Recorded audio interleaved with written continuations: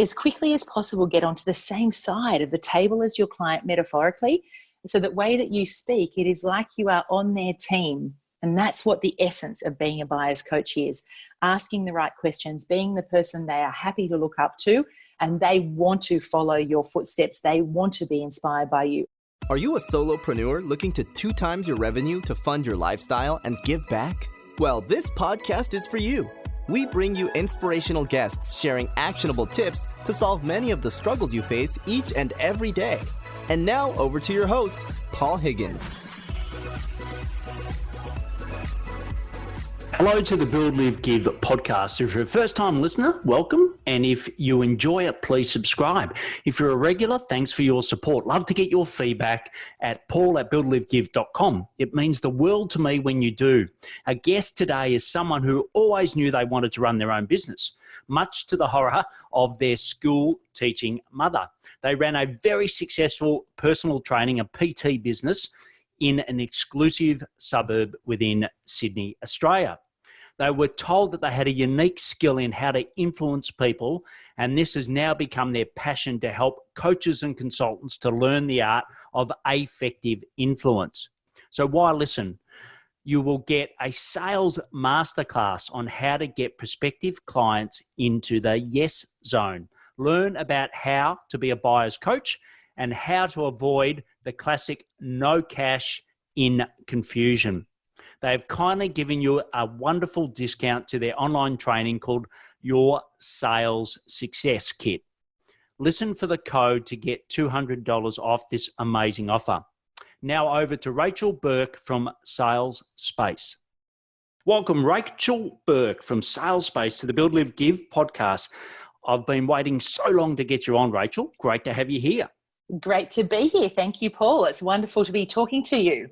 Yeah, look, the topic we're going to talk about today, I know, is very dear to a lot of the listeners, so I can't wait to get into the detail. But before we do that, why don't we just talk about something that your family or friends know about you that we wouldn't?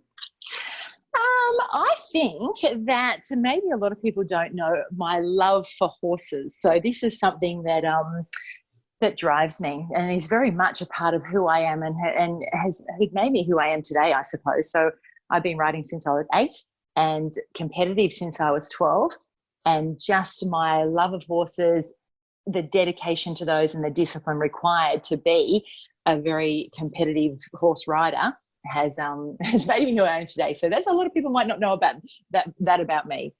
Excellent. And I think is that gene sort of passed down through the family? Oh, yes. Well, my mum rides, I ride, and now my daughter is a beautiful rider. So it's certainly, if I'm not working, I'm normally with the horses. Excellent. And have you ever heard of scoot boot? Scoot boot? No, I haven't. No. So scoot boot is effectively runners for horses.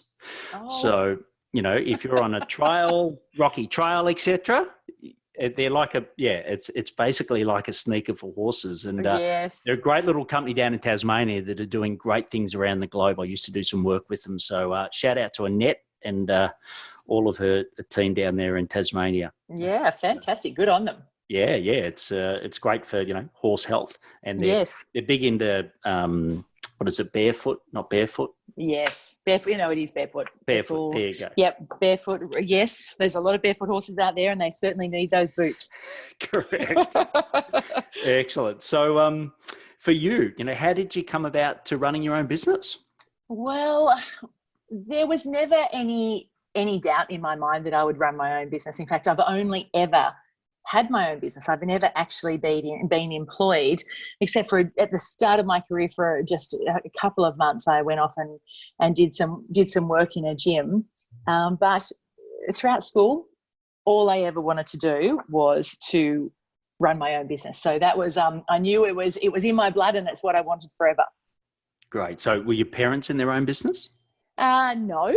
Dad is now, but mum and dad were both employed for, right throughout my childhood. Dad has his own business now, but mum was mortified at the thought of me having my own business. She was desperate for me to be actually a teacher so that I could have a fabulous, nice, secure job and, have lots of school holidays off. She thought that would be fabulous, but I definitely had other ideas, and I was entrepreneurial, very driven, and had a love of making money.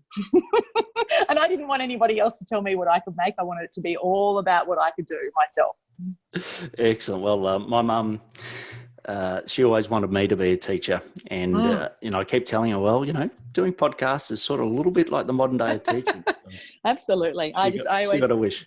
Yes, when I'm teaching as well, but I love adults. And, I think I'll leave teaching children to other people. I absolutely love teaching adults. Great. And who sort of supported you? Obviously, your family, Colin, your partner, but who supported you from a education point of view through the various, roles or various businesses that you've had? Well, I think that throughout my whole life, my parents have been incredibly supportive for me. I remember when I told my mother I wanted to launch my own business, I wanted to go off to university, and straight out of the university, I would launch my own personal training business. Mum was so mad at me, and my brother and my father said, I remember them pulling me aside and saying, Rachel, seriously, you can do this very easily on your own. You can do whatever you need to do, and you will be hugely successful at it. So I had my brother and my father have always supported me, and Mum is a huge supporter of me now, even though she was scared of not having the security, I suppose, that you get when you've got a job.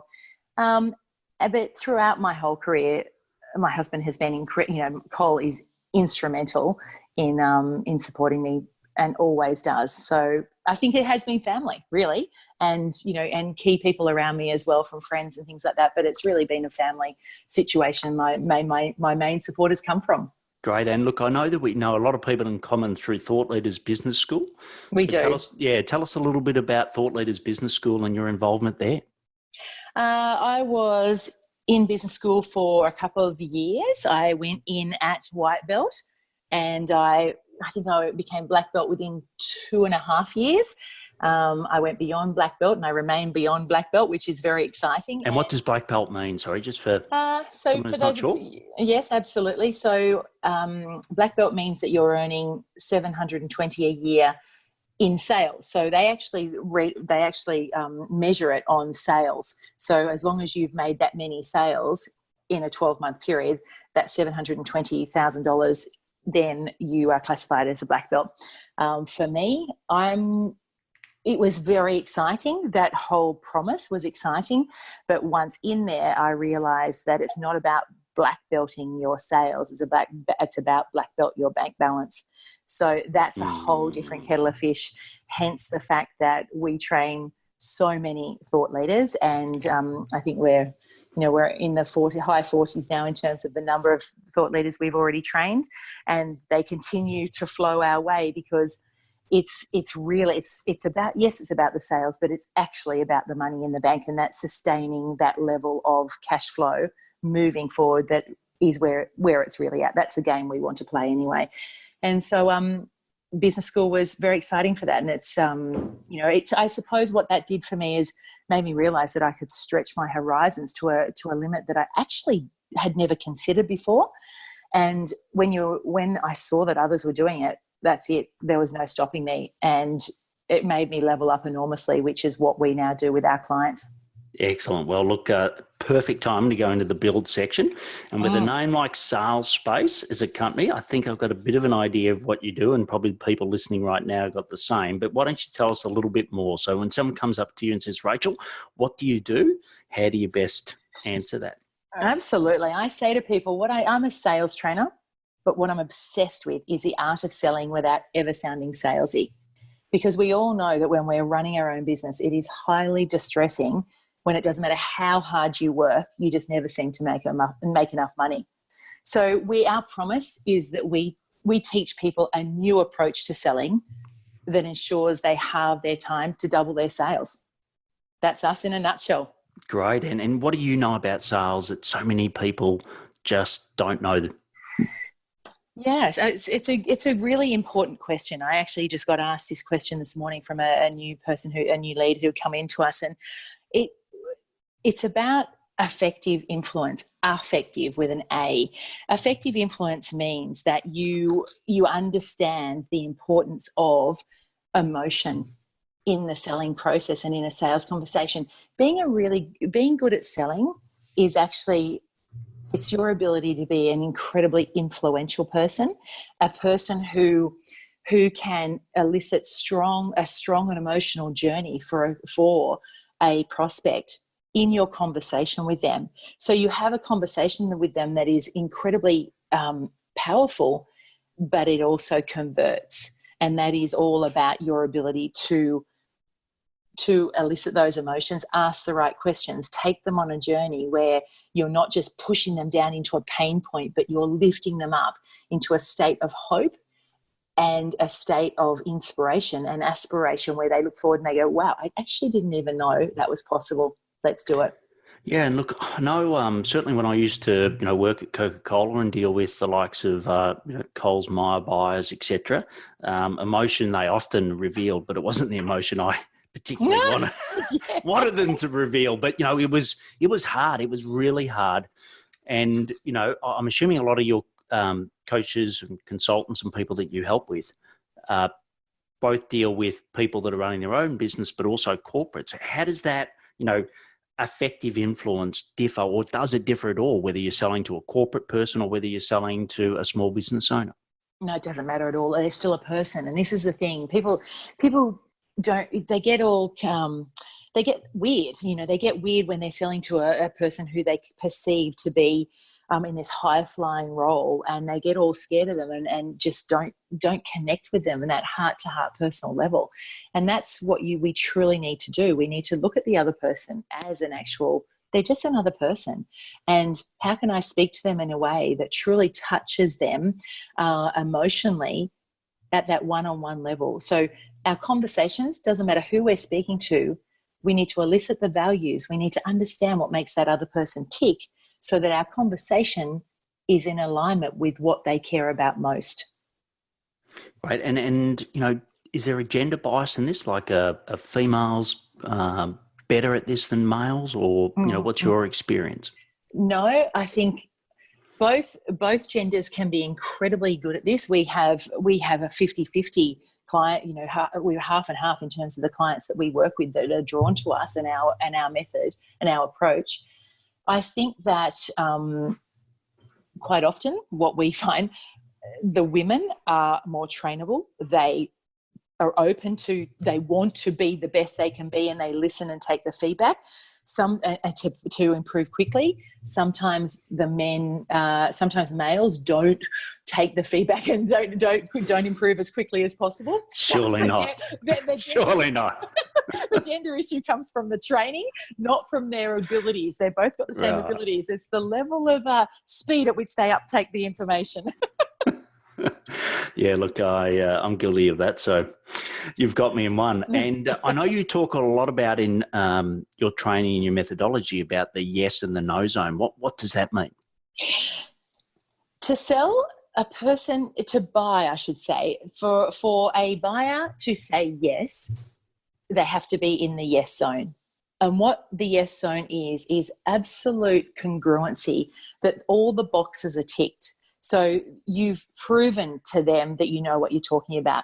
You tick the credibility box. You tick the proof box. You tick the confidence box. You tick the knowledge box. You tick all the boxes in their brain that is what we call their convincers. You tick them all. And as a seller, so as the business owner, we need to be in a state where we feel truly congruent, confident, and can speak with conviction as well. So the yes zone, that's where sales are made, and made easily. When you, as the business owner who is having the sales conversation, knows what you're doing. You feel masterful, in flow, and actually at ease in a sales conversation, and you tick all the boxes in the buyer's mind.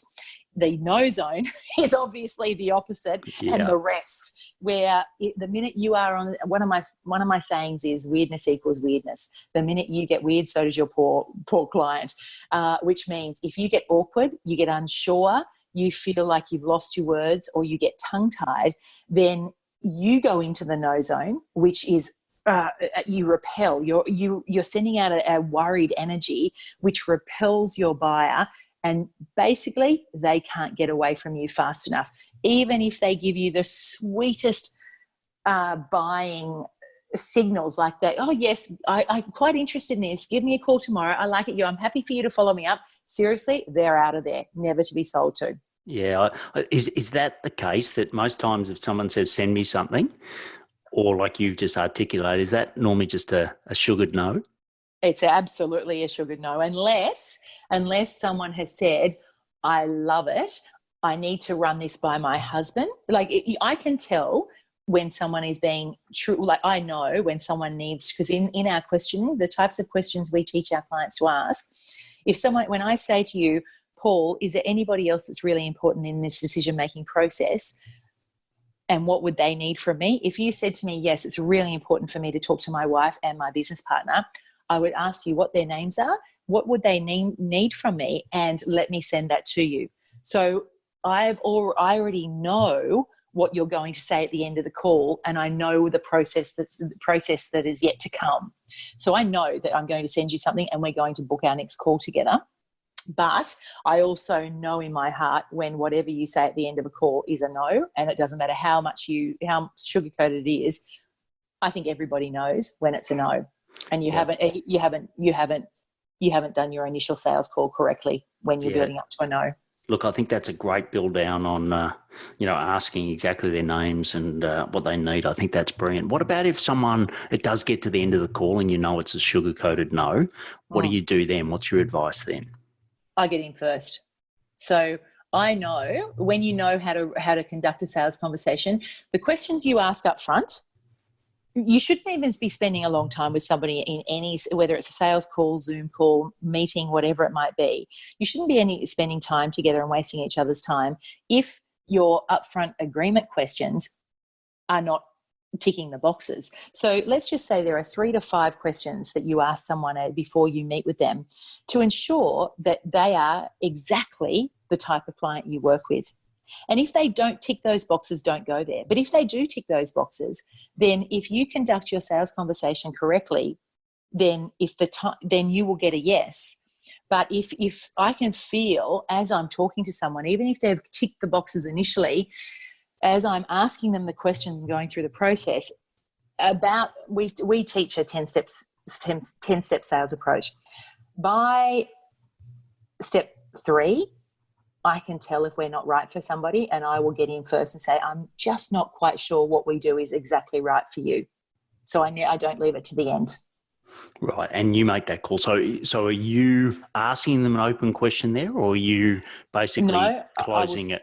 Yeah, I will close it. And it's interesting because if you start to sense that, then the client will actually sometimes say to you, thank you so much for your honesty. I'm pleased we worked that out. And then then all of a sudden they know they're not being sold to, and it actually becomes a very different conversation. They might say to me, Rachel, you know what? I'm really focused on such and such right now. I want this to be right for me. Could you reconvene with me? And then I know they're being honest and they really want me to. Or I've had a lot of other situations I've obviously been running my own business now for a very long time. In this time, people will say to me, what do you mean it's not right for me?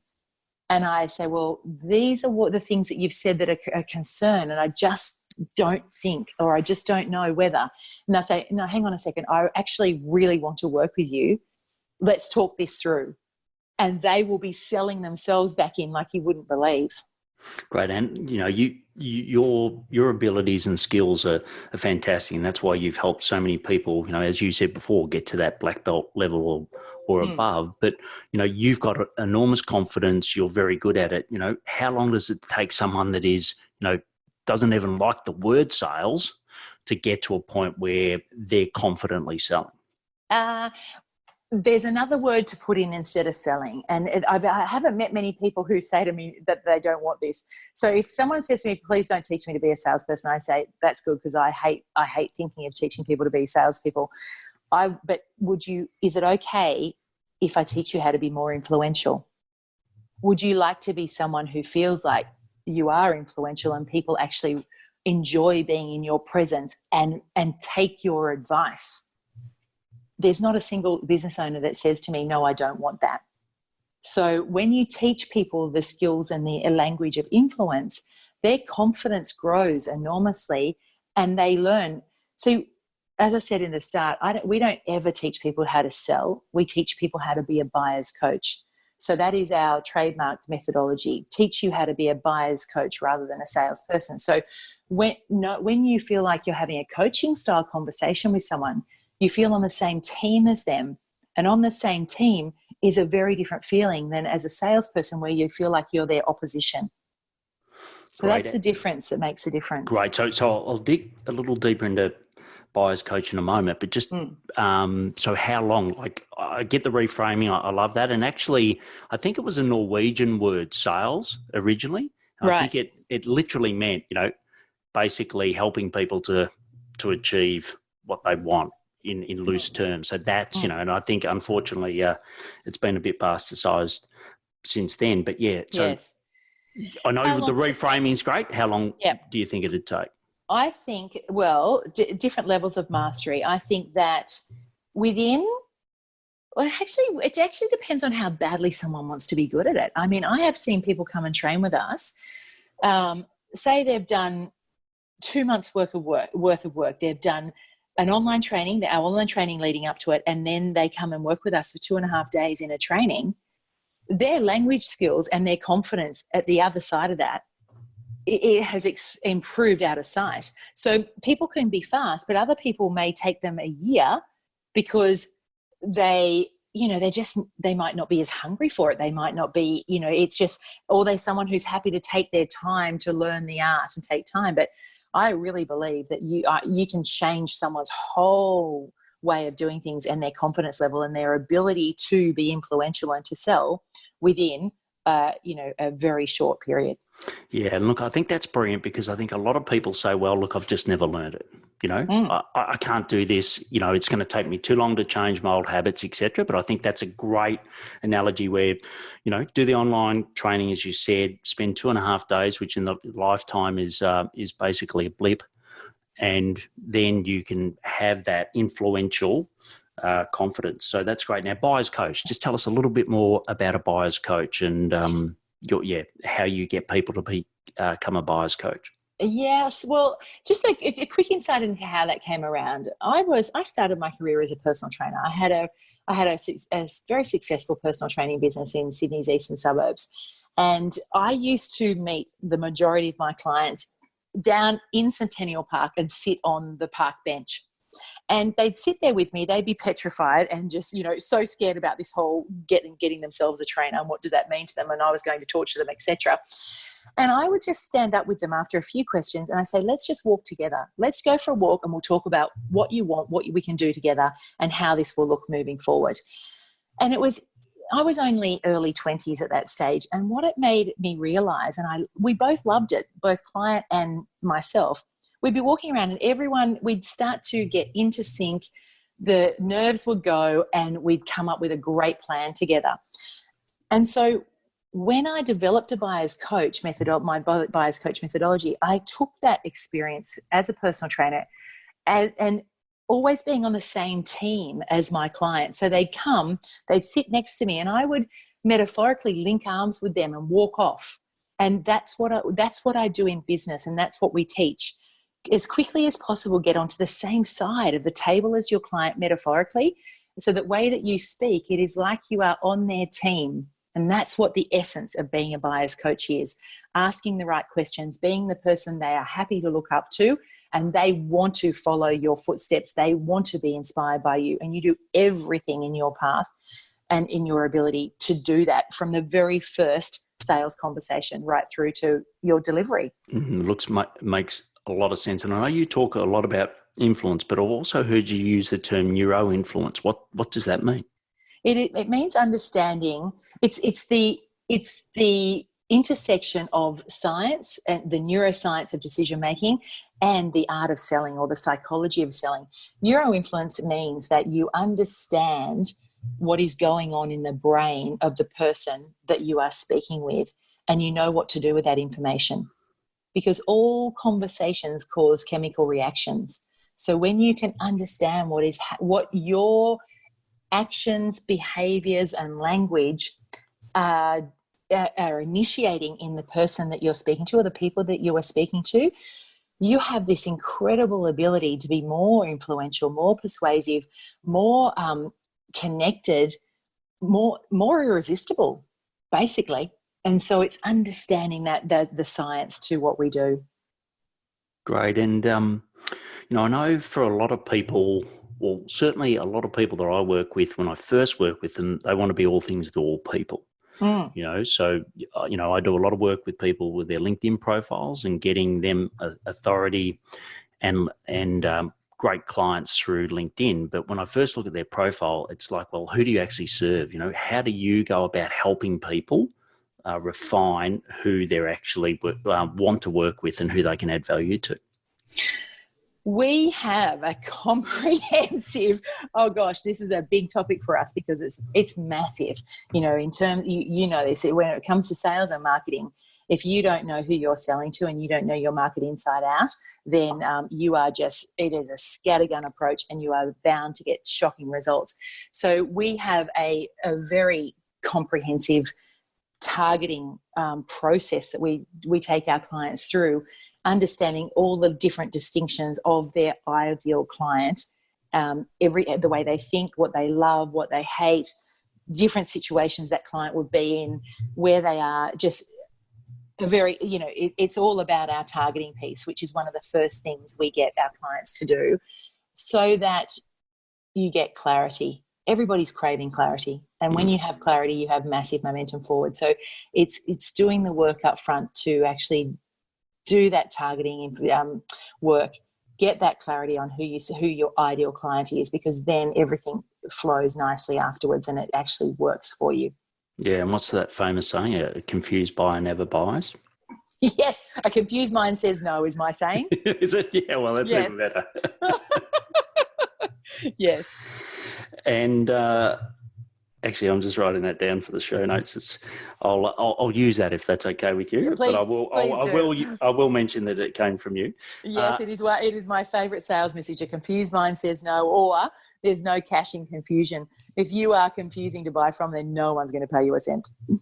Yeah, look, great points. And the social media. So I know, as I said, I'm doing most of my coffees these days virtually around the world. So, most of my sales conversations are through Zoom as a platform. And, I know a lot of people listening are probably moving that way as well. Is there any difference to how you, behave online, on video, to what there is in person? Do I behave? You asking me, do I behave differently? Yeah. In a business sense? Oh, have you seen a change? Like, is there any change? Is you're training the exact same whether someone's selling to someone virtually, they've never met them, versus someone that's actually in person? I love both, and I do all. So I do a lot of work on the phone. I do a lot of work on Zoom as well, and obviously we do a lot of work face to face. And if I was to look at it, so if I was to say, think of that question, what has changed over the years? We do so much more online. So I'm always on a video conference call, and I love it because we can record it, people can listen to it again, etc., and we can serve people all around the world, and I love that. I think, just as we all know, as soon as you get someone in a room and they've got you personally, it is a different level of connection if you can do that. So when that is possible, it is amazing, and I will always still do that face-to-face whenever I can, and a group environment, because it's just a different energy again. So whenever that's possible, I will do it. Okay, excellent. Well, look, I could talk to you forever, to be honest, Rachel, Thank you. on this topic. And your experience and knowledge is incredible. But why don't we go? Well, actually, just before we go into the live section, I would like to tell you about my book called Build, Live, Give. I go through the lessons I learned from leaving Coca-Cola to run my own business, where I learned a couple of things about sales at Coca-Cola. And I also go through how I've scaled my business whilst going through my little health scare with a transplant. I give you the same 5 growth drivers I've used to help 257 coaches and consultants to build, live, give. So just go to buildlivegive.com/book to get your copy today, or you can search for it on Amazon at Build Live Give, because I'm very creative and came up with the same name for my company, my podcast, and my book. And there'll also be a link in the show notes. So the next section is the live section. So tell us about some of your daily habits which help you be successful. I get up early. I go to bed early, and I keep a smile on my face. I think I really believe that a positive, not just a positive attitude, but smiling, laughing, and having a bit of fun in your work is incredibly important to keeping your momentum and having fun. I think we have to have fun in doing what we do. And from a daily basis, I need to get out to the outdoors. I love nature. I love my horses. So I get up early. I'll be out with the horses if I can. If not, I'm going for a walk or a jog, depending on how fit I'm feeling at the time.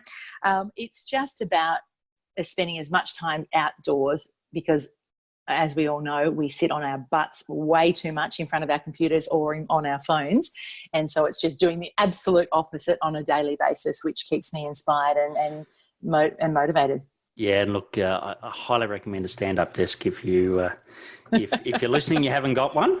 That's been an absolute a saviour for me. So the next section is the give section. So what's a charity or a community that you are passionate about, and why?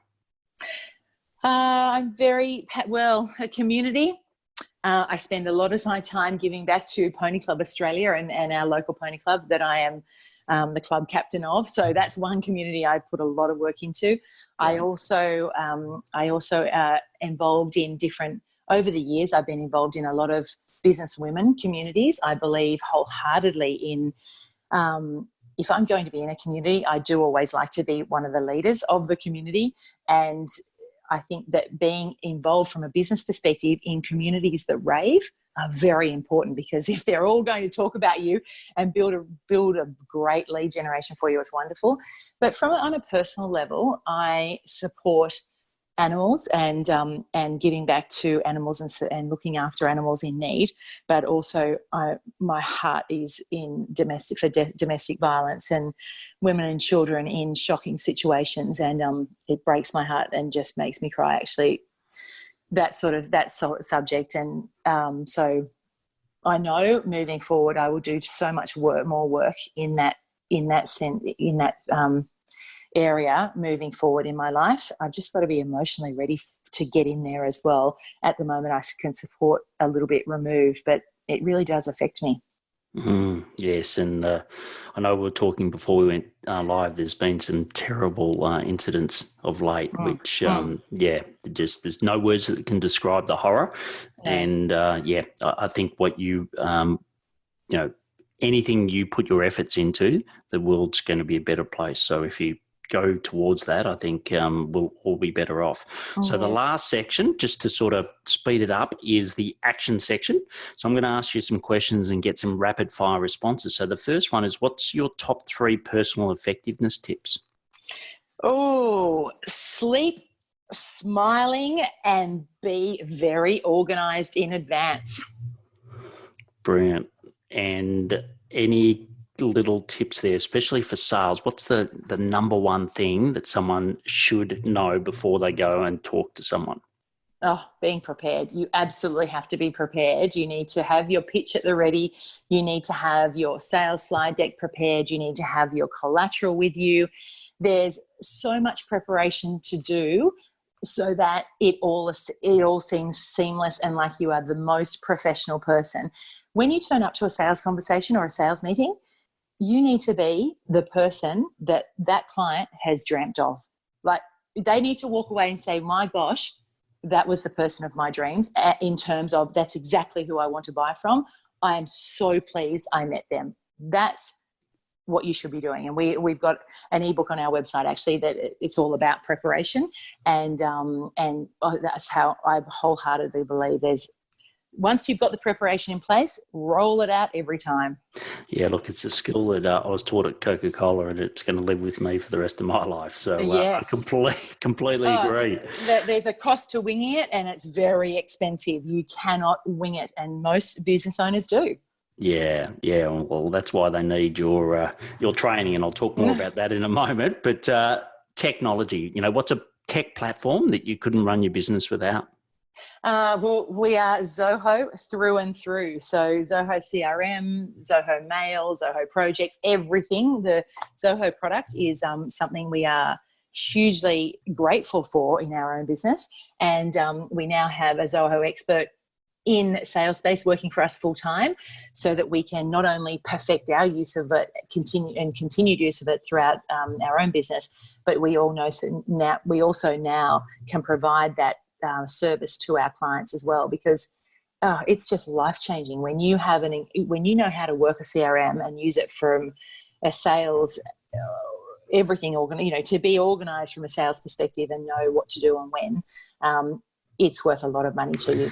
Yeah, look, just briefly, I know this is meant to be the action section, but I can't help just saying quickly here that I just sold my tech advisory business last year. So Scott Galloway, big shout out to Scott, and I ran that, and it's now gone across to IT Genius, which is one of the biggest Google partners in Australia. And I'm just I suppose it's because I've always used the sales CRM. I was with Coke for 18 years, and you always had something. And I'm just amazed that people try to do stuff either in their head or Excel. Do you come across that often with your clients? All the time. And so now it's a part of our growth academy too. We've got our small business growth academy, and it's a part of that for our clients now, because so many of them may have bought something and are not using it properly, bought it and have never used it, haven't even gone there because they're petrified of the thought, or just there's a multitude of reasons why small business owners don't go there from a tech perspective, because they just don't have the brain space or head space, I should say, to go and learn it. So if you can show them exactly the best type of platform for them, especially you're a coach and consultant, we can actually say, this is what we know works. These are how you set it up to match your style of business. And this is how you roll it out. It's massive for them. They don't know what they're missing until they have it actually, and then they think, wow, what was I doing? Spot on. It's like, even for me, I struggle. I use Copper Sales CRM, and I even struggle to keep up with my follow-up because LinkedIn at the moment with my posting is just generating so many leads. I just couldn't, it tells you exactly how many days since you last interacted, did they open the emails? It's just information, like you said, preparation information is so powerful. Yes. Now, I've got two more questions for you, and I promise I'll let you go. So the next one is, what is your best source for new ideas to improve you and your business?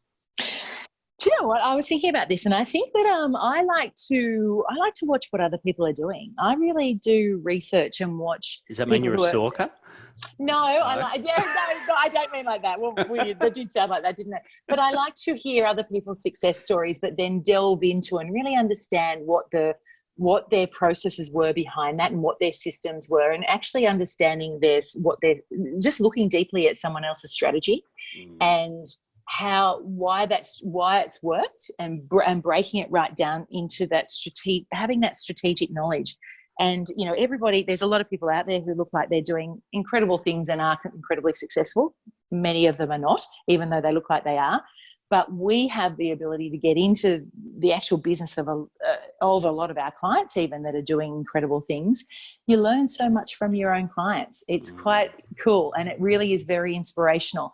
Asking the right questions of the right people, it's amazing the types of information you can get. Yeah, and I think when you're that curious, it truly shows that you've found your passion, right? When you just can't help doing that, whether you pay for it or not, it's like just something that drives you.